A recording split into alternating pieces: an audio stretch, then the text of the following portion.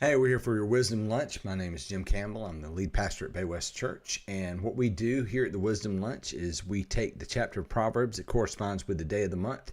And today is March the 10th. So we're going to take chapter 10 and just read right through it. A lot of people think you have to have some kind of seminary degree to study God's Word, that's not really valuable, it's hard to find wisdom in it. Not really, not at all. So what we do here is just take something right off the cuff, no prep. I'm going to read right through it and see some wisdom that we have here for all of us today here on the Wisdom Lunch here at here on for Bay West. So anyway, all right, I'm going to jump right in with chapter 10, and you can just follow right along, read on your own or read on the screen, doesn't really matter. Let's roll. Verse 10, chapter 1 says, the Proverbs of Solomon says, a wise child brings joy to a father, a foolish child brings grief to a mother. So if you want to bring joy to your father, be wise. Be grief to your mama. There you go. I've been there before. I mean, my mom was a little bit foolish for a while, so they got both ends of that, I think. Verse 2, tainted wealth has no lasting value, but right living can save your life. And what that's talking about is wealth that you gain in a dishonest manner. That has no lasting value, because it's not just about gaining wealth, because you'll gain money and then you'll spend it and then it'll be gone. A lot of wealth in what you do, and the reason God created work and wealth and all of that type of stuff to begin with, is for the lessons that you learn and how you gain it. And the Bible talks a lot about dishonest wealth, and it says this has no lasting value, because it actually has a lasting detriment, because if you've gained it in an immoral way or unethical way, then you've taught yourself a lesson to go back to that again, and that creates damage that you might not immediately see, but it will be there in your character. It says, but right living can save your life. And this is true. And that means right. When you see right or you see good, that's always in relationship to God when it's in Scripture. So that would be following God or living in a right way where you're right with Him. That has lasting benefits for you. It's not just a thing that you jump through a hoop to do. It's not just a moral or social consequence, but it's your character. There's blessings and promises from God's Word tied into that from the Creator of the universe. So there you go. Verse 3, God will not let the godly go hungry, but He refuses to satisfy the craving of the wicked.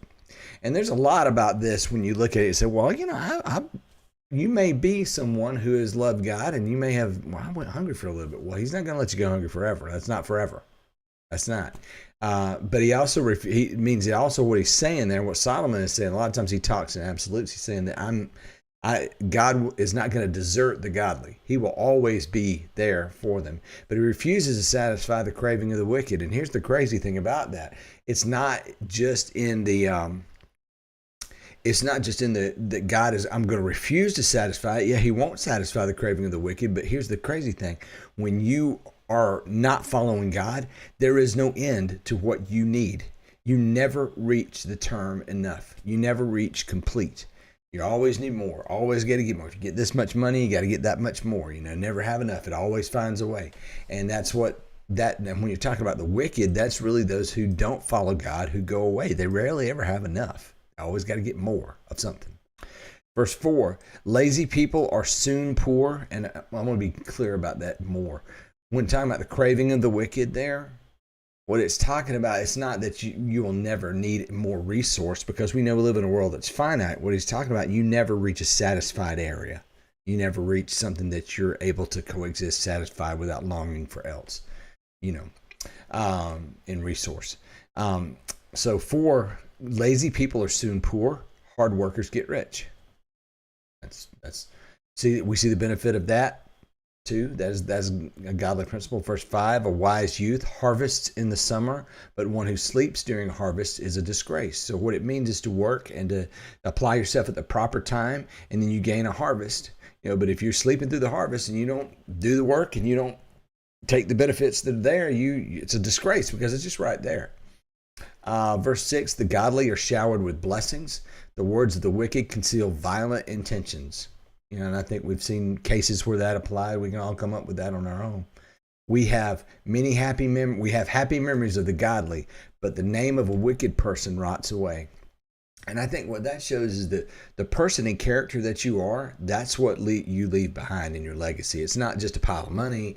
it's not having, a great business or lots of property or things like that. I think the things when I looked at my dad, when my dad passed away, I remember we went to the funeral home and my mom and we got there, and 30 minutes before the funeral home opened for the viewing, there was a line out the door into the parking lot. And the viewing was from like 7 to about 9:30, and there was a constant stream of people. That line never stopped until the very end.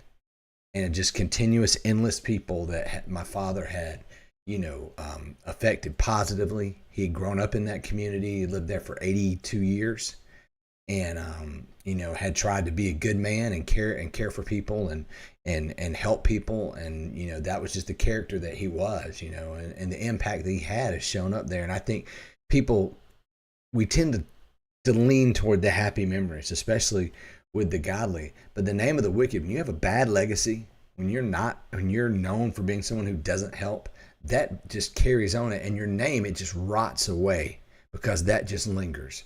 So that's when we want to follow the godly, because rarely, it's like so many things say, against such things, God, he talks about some of the things of God in the New Testament, says against such things there is no law. That's what it is. I mean, those are good things. When you think of the fruit of the Spirit, love, joy, peace, patience, kindness, goodness, faithfulness, gentleness, and self-control. All of those things are valuable to people. That speaks to people. And so those are the type of things that result from someone who lives a godly life. The wise are glad to be instructed, but babbling fools fall flat on their face. And that's pretty straightforward. I think the wise always want to learn more. They always want to be corrected because they can be better. I think fools don't want that, and Scripture talks about that as well. There's some other proverbs where not Paul, but Solomon talks about something similar. How fools don't like to be corrected. They just want to air their own opinions. They don't care about truth and understanding. They just want to air their own opinions, things like that. The wise want to be corrected. Nobody likes to be wrong, but it's good to be corrected because that's how you improve and get better. Verse 9 says, people with integrity walk safely, but those who follow crooked paths will be exposed. And I always think about that when I think about people who are liars, and they always have to tell lies, and they have to tell a lie to cover up the lie that they told, to cover up the lie that they told, to cover up the lie that they told. And eventually they run out of being able to, follow those crooked paths and remember where they went. And eventually they tell a lie that shows that they were lying. They're exposed.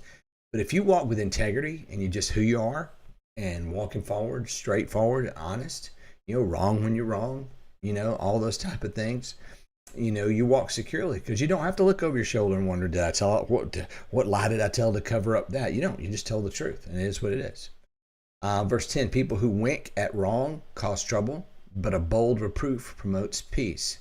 A lot of times I think that's where people, they get, when I see that, I always think about Blue Bloods and the broken windows policy of policing and stuff. So if you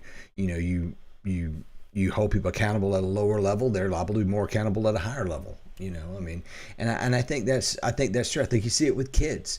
A lot of times, kids they like a little toddler will be learning and he'll mimic somebody being disrespectful, and everybody thinks it's hilarious until they get to be a teenager. And then it ain't so hilarious anymore. But you know what? You train them up to do that. So there you go. So you gotta watch that. But a bold reproof promotes peace, and so correction is good. Again, there's another lesson. So the wise enjoy the wise love correction. They like to be corrected or instructed. Here's another bold reproof. A correction is a good deal. Verse 11, the words of the godly are a life-giving fountain. The words of the wicked conceal violent intentions. And the words of the godly are, when it talks about being a life-giving fountain, it means the words that come from from someone who's focused on Christ are helpful and edifying for people around them. That's what it does. I mean, and it's not always just like sugary compliments. I mean, sometimes godly people have to confront someone who's doing something wrong, and they have to correct them. And doing that in a loving manner, always hoping for the betterment of the other person, realizing sometimes not everyone will be receptive to correction.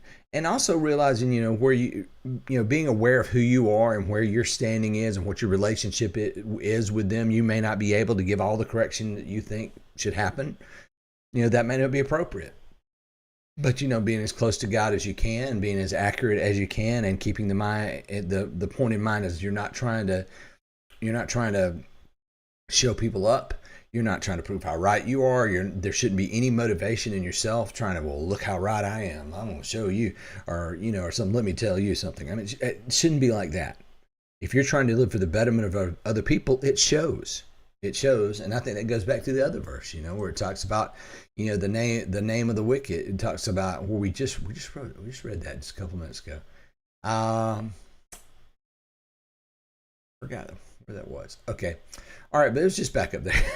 We read, so bold reproof promotes peace. Words of the God are a life-giving fountain, and the words of the wicked conceal violent intentions. Okay, here's another thing. Hatred stirs up quarrels, but love makes up for all offenses.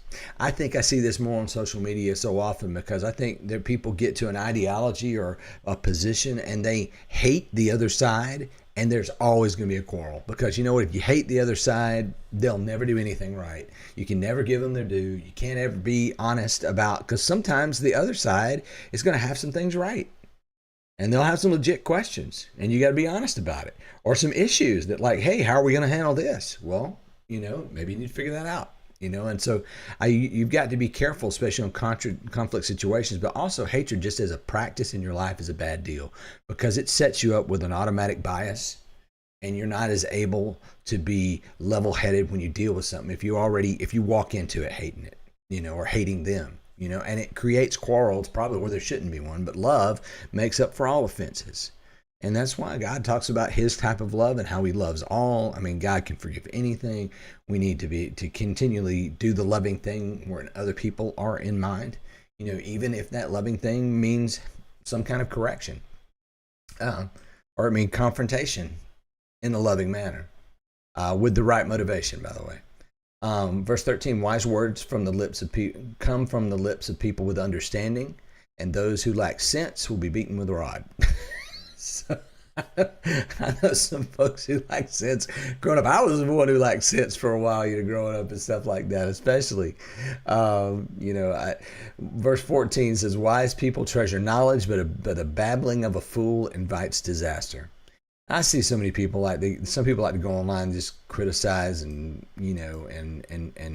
insult people, and I put that in that category right there, and it just invites disaster.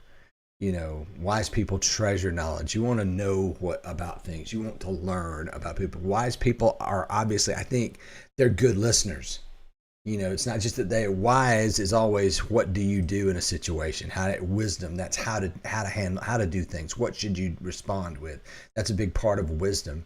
I think wise people, they treasure knowledge, and they're also good listeners. And, and learners as well. Verse 15, the wealth of the rich is their fortress. The poverty of the poor is their destruction. Wow. And there's a lot of stuff in that as well. Sometimes when you say the wealth of the rich is their fortress, you might think, oh, well, that means they're protected. Well, the Bible also says, if you trust in those riches, it's not going to go well for you. It's just saying that's what they treat as their fortress. The wealth of the rich is what they treat as their fortress. That's what they trust in, and you have to be careful because that's not trustworthy. And the poverty of the poor is their destruction. And they say that's the worst thing. Look, I'm so poor, I can't do this. Or maybe you may be poor in an area or in a specific. Maybe you don't know. You have the poverty of knowledge in an area, or poverty of skill in an area, or poverty of. It's not just money. When you think about that and you play that out, a lot of times that becomes people's excuse for never succeeding, never trying, never moving forward, never getting better. I just can't. I'm just not good enough. I'm just not smart. I'm just not this. And it becomes a prison and a trap that becomes a self-fulfilling prophecy of destruction. The wealth of the rich, if you trust that as your fortress, we already know that's not going to work out well overall. The earnings of the godly enhance their lives. But evil people squander their money on sin. Now, this is talking about money. But I think the principle elongates out past money. Truthfully, I think it reaches past it. But the earnings of the godly enhance their lives. Why? Because they earn it in a godly way. We talked about that earlier, which talked about tainted wealth. This is not tainted wealth. This is wealth that is earned in a godly way by the godly. And when you earn that in a godly way, it enhances your life beyond what simply the gathering of resource would do. But evil people squander their money on sin. And this is the other side of it. Now, you could earn it well and you could spend it wrong. But if you earn it well, make sure you spend it well. Don't squander it on sin. And what is sin? Those are the things that God does not want. That's not following the Lord in your life. That's what that sin concept is considered. So I see people get all mad. Oh, you call it sin and all this type of stuff. Well, I mean, the Bible calls it that. That's the whole point. They came up with the concept of sin. So if we're going to define it that way, it's their word. It's our word. It's God's word. Let's define it that way. Everybody, people who say that, just why do you even worry about sin? If you don't believe in Jesus, why do you care? What is the big deal? It's His word. It's His standard. It's His stuff. You don't like it. I mean, He has given you free reign not to follow Him. There you go. I mean, it's pretty simple. You'll be sorry if you don't. But you have every free will not to. Go ahead. Verse 17, people who accept discipline are on the pathway to life, but those who ignore correction will go astray. Here's that correction thing again. If you accept discipline, if you accept correction, that's how you get better. It's people who can't admit they're wrong. I mean, I know it's hard. Believe me, it's hard for me. But, I've been wrong so much, it's getting easier, because I'm wrong here and there, I'm all along the day, But I think the point is why not admit when you're wrong? How do you get better?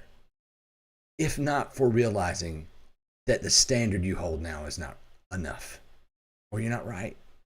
Kind of the blessing when you know you're wrong. And when there's correction, hooray, you can get better. But those who ignore correction, they go astray. It's not good for them. That's not a good outcome. Verse 18, hiding hatred makes you a liar. Slandering others makes you a fool. Why is that? If you hide hatred, it's in your heart, and you try to I'm going to hide it and just smile at somebody in the face. That's not real. They know that. I mean, it's what's real is in your heart. You hate on them, and you're presenting a false face. You're lying to them. Slandering others makes you a fool. Why is that? Because the things that you say, they come back to you. I remember there was a guy several years ago, he'd been saying some things about me, and I had no idea. I was clueless, and I think he did it that way in a certain way that he hoped that, he would say all these things, and they weren't true. It was unfair. But, I do enough wrong that I'm well known up for that. But, sometimes people they just aren't kind. And some of the things he said were unfair and untrue. And he slandered behind my back. But then a few months later, it came out. And somebody said, oh, yeah, do you know what he said? I can't believe it. He was not on your team and stuff like that. And I'm like, okay, all right. Well, it comes out. If you're going to slander other people, and people that will accept slander, by the way, they're probably going to repeat it. So be ready for that. Too much talk leads to sin. Be sensible and keep your mouth shut. I wish I'd known that when I was about 15. That would have been real good for a little while there. I still use it today at times. I'm better at taking it today sometimes, though. Verse 20, the words of the godly are like sterling silver. The heart of a fool is worthless. So misguided. Lots of stuff in there. And we're going super long today. Sorry, guys. Wow, this is a really long one. So, heart of a fool is worthless. Where's that at? Oh, yeah, right here. The words of the godly encourage many, but fools are destroyed by their lack of common sense. I think we can see the value in a lot of that as well, and see the truth in that. The blessing of the Lord makes a person rich, and He adds no sorrow with it. That's a good thing. Normally, anything we get has a downside. But that's interesting. The blessing of the Lord makes a person rich. And I don't think that's simply finances. That's not what that's about. It's enriching is what that means. But He adds no sorrow with it. There's not a downside to God enriching your life. Interesting. 23, doing wrong is fun for a fool, but living wisely brings pleasure to the sensible. So I think that's smart. Living wisely, in other words, doing what you're supposed to do, acting correctly, that's pleasure to the sensible. So keep up with that.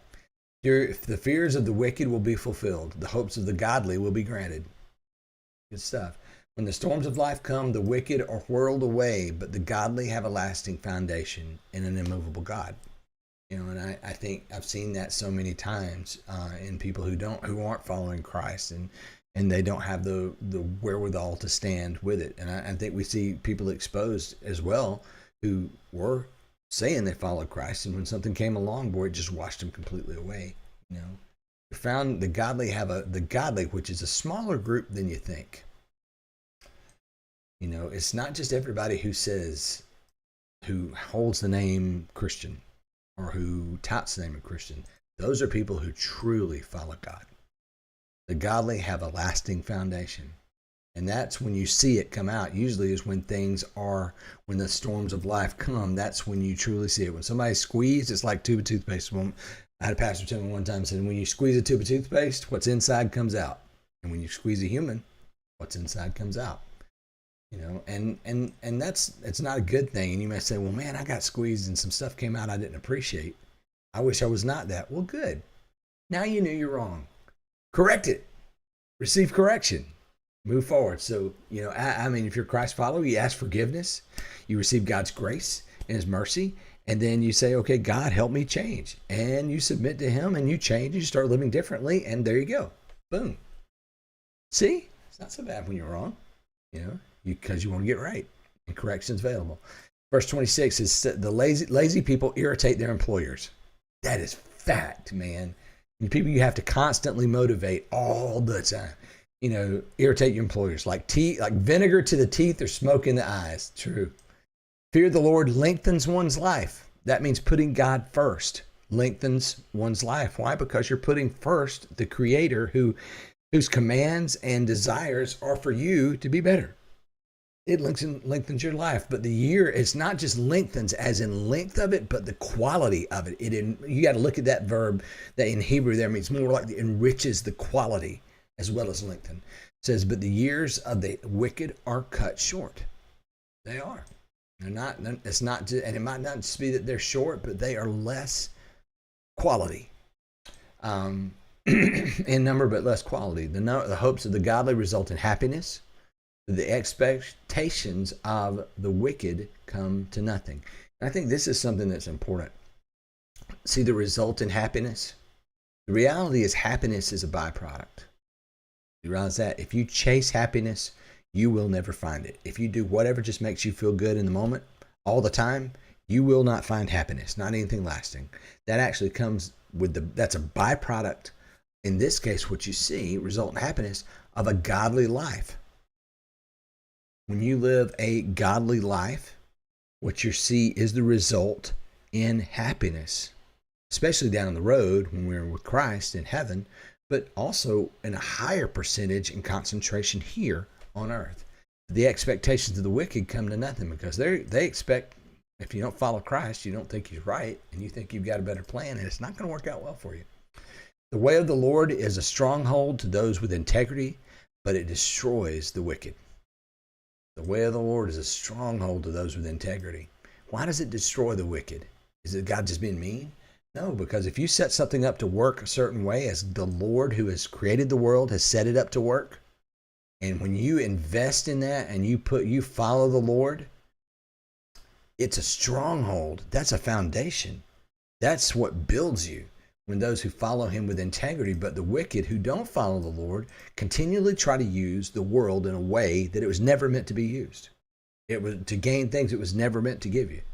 It's using it in the wrong way, and it's always, and eventually it's like, it's like trying to paint a wall with a hammer.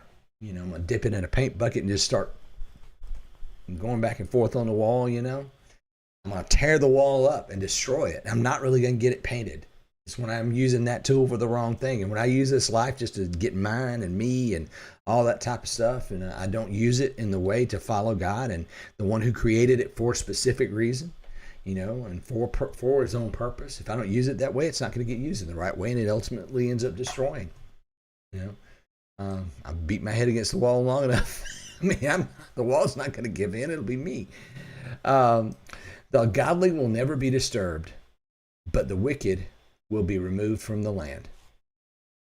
And what does that mean? Is that talking about? That's talking about the godly. The godly there, they don't run into the conflict necessarily with their creator. They don't run into the conflict with their creator that others do. Eventually there is an authority, and eventually there is an end, and there is a result.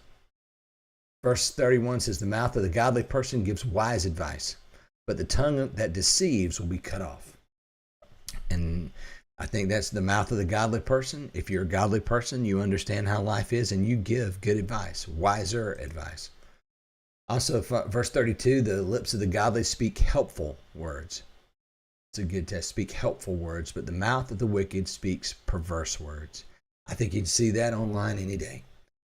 So anyway, that's Proverbs chapter 10, and wow, we went 26 minutes. So sorry about that. But that was your wisdom lunch for today. And I'm Pastor Jim, and I am out. Later.